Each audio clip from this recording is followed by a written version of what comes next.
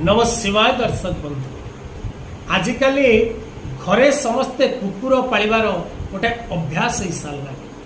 दर्शक बंधु शास्त्र कुहे जीवेर दया सबु जीव प्रति आपण दया भाव प्रदर्शन करिवार आवश्यकता रही। जीवमान प्रति आपणकर दायित्व पूरण करिवार आवश्यकता रही। ताहार माने नुहे आपण कुकुर को निज घर मध्य रखिबे। जो माने कुकुर को निज घर मध्य रखि थांती चलप्रचल होतिबा बासगृह रे कुकुर को बसवास करांती से घरे जदि कौनसी व्यक्तिर देहांत हुए तेबे से देहांत होइतिबा व्यक्तिटी कदापि मोक्ष प्राप्ति हेई पारे नाही। यह होछि शास्त्रर मत। तेणु कदापि गृहपालित पशु हिसाब रे गोमाता को आपण जेपरि गोटे गोशाला मध्य रखुचंती सेपरि कुकुर पाई आ गोटे नूतन घर निर्माण करंतु।